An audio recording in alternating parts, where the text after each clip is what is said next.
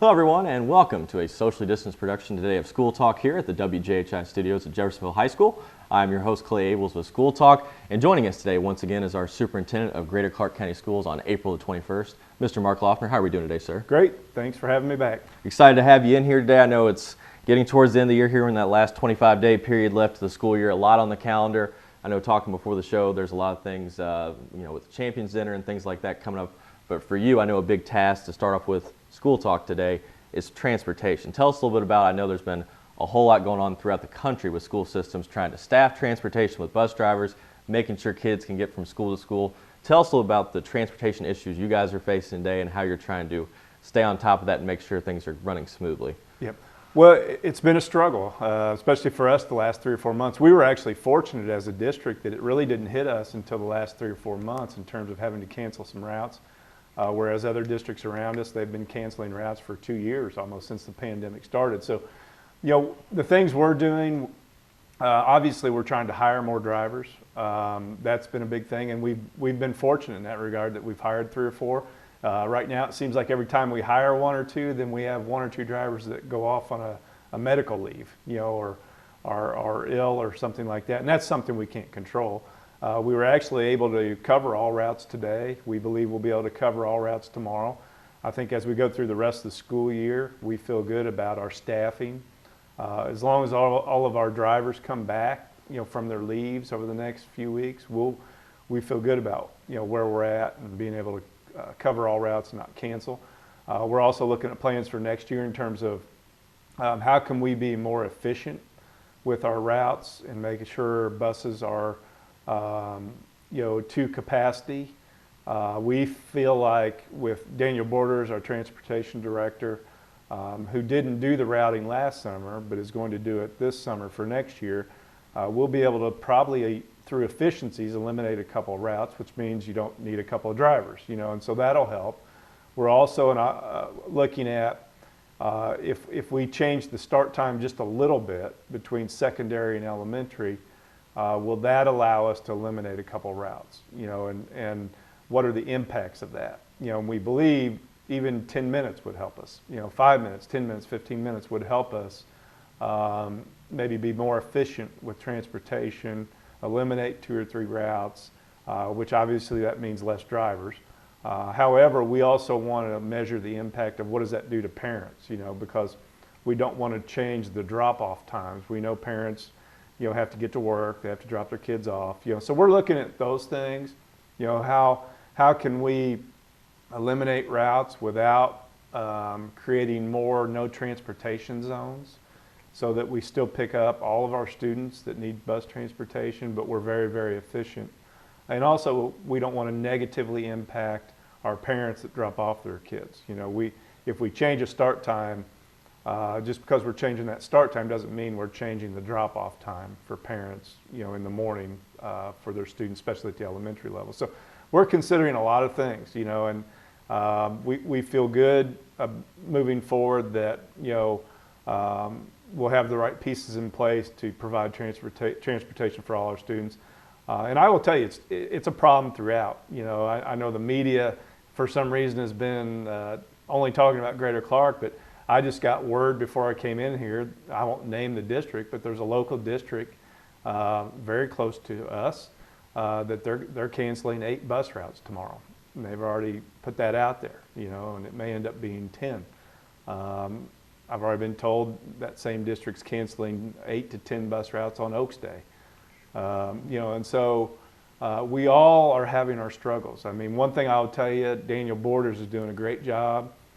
He went to the transportation director meeting at the state level about a week ago, where they had all the directors throughout the state just talking about how they're addressing these issues with transportation and bus cancellations and driver shortages.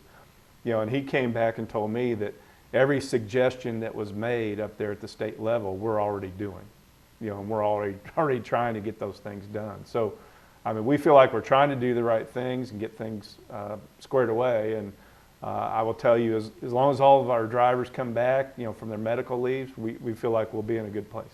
I know for you, one of the toughest parts is certainly Jeffersonville having a big chunk of the schools and having a lot of kids in this area, that's been an area I know that's been tougher to kind of coverage all the way through. Is there any options of maybe moving buses down from Charlestown to Jeff next year? I know just from this Jeffersonville area, there's just a lot more kids to cover. That's a big part of the busing situation. Well, and that's one thing we've actually done. We bid out 6 routes to contractors that were in Jeff that we ran as a district. We bid those out to contractors, and 2 of them have been picked up by a contractor. So that's something, and those bids are still open. So contractors could still come in and bid and attain those routes. So we're certainly looking at every angle we can look at to get more drivers in Jeff, and try to take care of this issue that we have. I know it wasn't that long ago you guys gave raises to bus drivers, benefits and things of that nature. With going forward, the situation it is, tell us a little bit about what are some of the benefits, how can people apply to be a bus driver? Because I know you're still trying to get people, whether it's full-time or even part-time, is definitely a big help as well. Yes, absolutely. And whether they want to drive a morning route or afternoon route or both, our pay starts at $17.75 an hour, goes up to $23.75 an hour, which we feel is very competitive in the area. We have bonuses built in on attendance for our bus drivers. We're actually doing something right now with all of our bus drivers, because right now testing's going on with iLearn. It started on Monday. We set up a situation with our bus drivers that any bus driver that has perfect attendance for this 3-week period will get a $300 bonus, because we want to make sure that they're picking up our kids, getting them to school, getting them involved in the testing and getting that testing done.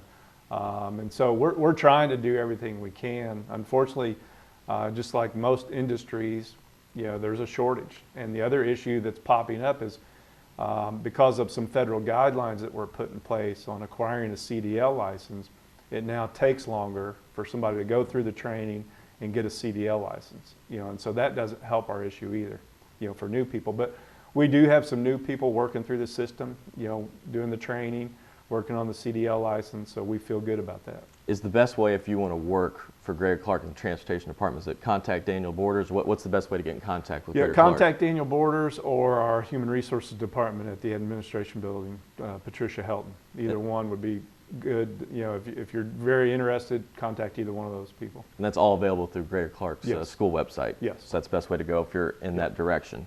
Let's transition to our next topic here on School Talk. I know facilities, you've been running around everywhere trying to cover everything. You've got new school buildings, you've got athletic facilities. Tell us a little about where are we currently at in the plan. I know you have your 5-year plan of how you want things to lay out. Where are we at in the plan, and kind of where is building at this point? Well, if you've been to a softball game here on Jeff High's campus, you've seen that that's completed and looks fantastic. We also did the softball turf up at Charlestown High and the baseball field at Charlestown High, and we're doing improvements at New Washington also with their athletic facilities, which will start this summer. So those things look fantastic.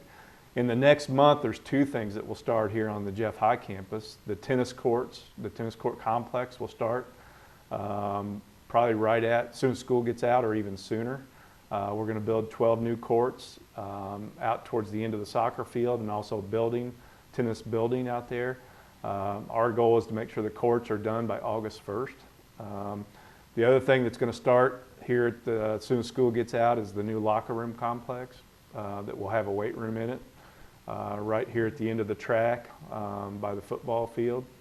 All those things are getting going real soon and will look fantastic. Probably the 2 big things that we're working on in terms of the district, we're in the middle of the design phase of the new elementaries that will go in at Charlestown and Jeffersonville.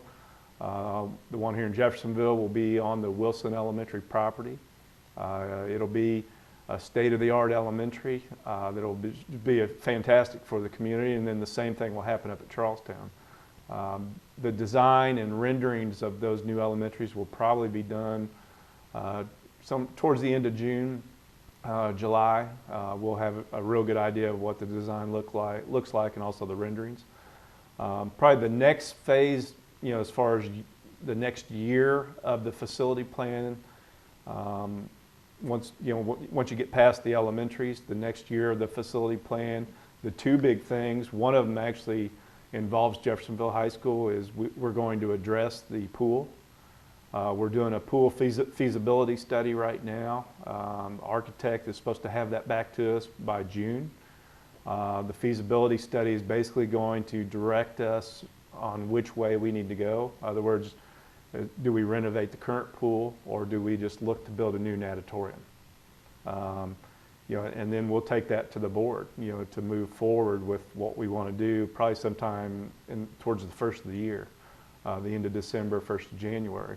But we know something needs to be done with that pool, whether it's build a new one or renovate this one. The problem is, with costs going up so much and inflation, what people have to understand about these projects is over the last year and a half, a $30 million project has now turned into a $39 million project in a matter of a year and a half. So inflation is definitely impacting us planning for these projects and making sure that we have enough money to do them and do them right. And that's why we're taking our time to make sure that we're going to be able to do them right. And also in this next phase, besides the pool at Jeff High, we're going to look at renovating Parkwood Elementary in Clarksville. That building is in very poor condition. We need to do something over there. So those are the two big things that we're looking at coming up, is the pool here at Jeff High, which will be a costly fix, to be honest, and then also doing something with Parkwood Elementary, because it needs it needs an improvement over there. Looking at kind of going back, summarizing all the things you talked about. I know first you said tennis court goal is August 1st for the building.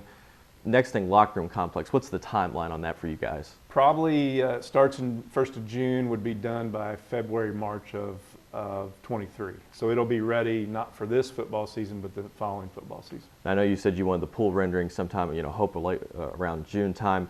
For Parkwood side, but before we get to Parkwood, I should say, the two new elementaries you're trying to build, is there a projected date to have those two new elementaries? I know you're going to do the combo with Wilson and all the schools over there. Our hope is that the construction on the two new elementaries start in March of next year. March of next year. So we're selling the bonds for those elementaries here at the end of April. We wanted to sell them. Usually we sell our bonds for our projects in November after we know the assessed value. But we wanted to sell them early because the prediction on interest rates is for the Fed to raise interest rates at least 5 to 7 times over the next until through December. So we wanted to sell our bonds and get a lower interest rate and not wait till November, December, because of what the Fed is projecting they're going to do with interest rates. That's actually going to be my next question. Yeah. What are you going to say? So the idea of helping to sell bonds early, if people don't know, having bonds throughout the school system opens up money. How does that open up cash flow for you guys? I know you just mentioned the interest rates. You want to get in there before the interest rates spike, but how does that open cash flow for you? Well, really, when you sell the bonds, and they're directly related to that project. So it really, debt service bonds for facility projects or capital projects, every dollar has to go towards those projects. That money can't go into the operational fund or the education fund. It's all different accounts, different silos, different funds.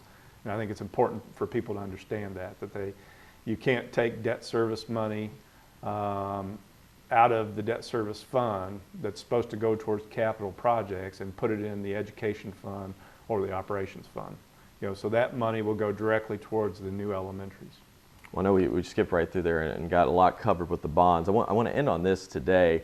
I know a lot of people, we're getting towards the end of the school year here. We quickly jump back in. I know with the start of school year next year, a lot of people with questions about registration and how to sign up, bus sign-ups, all that stuff. What's the best way if you're a parent, elementary, middle, high school, what's the best way to get signed up, get in contact if you want to enroll at Greater Clark? Well, your best method is to really contact the school where you want your child to go. Go through the administrative assistant, the counseling office to get that SNAP code, so that you can then go on and register your child for school. And we encourage you to do that early, but that way it gives us an idea of, number one, going back to transportation, who wants transportation, who doesn't, and also just knowing class counts, class sizes, and things like that.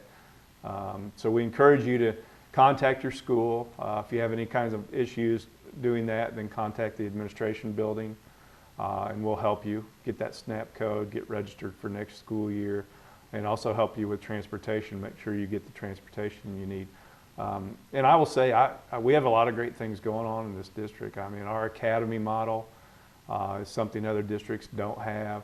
The facility projects we're doing throughout the district, as you go through the next 2-3 years, it's going to transform our district facility-wise. And our academics are very, very strong. We have some very strong instructional leaders as principals. My cabinet academic team is excellent in terms of the work they do with professional development for our teachers and principals. And so we have a lot of great things going on in this district. It's a great place to be. Last thing I'll say here, I'll let you finish it off. 20-something days left in the school year. I know it's easy for everybody to get senioritis and look towards the end here, but a message for Greater Clark County Schools here as we hit the last few weeks of the school season. Finish strong. Enjoy the spring. Finish strong. This last month is always fun. You know, there's so many things going on, whether it's our Champions for Children event, spring events, you know, the plays, the graduation ceremonies. It's an exciting time for me as a superintendent because you get to go out and be involved in all those things. But for students, you know, just finish strong, make sure you take care of business. A lot of graduation speeches on the calendar for you. Yes, absolutely. A lot to write out. Yeah. Well, Mr. Laughner, we thank you for coming in today and look forward to having you back in soon. Thank you. A lot on your plate here right now. Got to cover a little bit of it here today on School Talk. Thank you all for watching today on School Talk here at the WJHI studios. This show will replay throughout the week on our WJHI platforms, cable 184, 98.5 FM radio, WJHI.com for audio stream, and on our social media channels with Facebook, YouTube, Instagram, and Twitter. For Mr. Laughner, I'm Clay Abel saying so long for another edition of School Talk. We'll see you next time on 98.5 WJHI, LP Jeffersonville, the home of the Red Devil Network.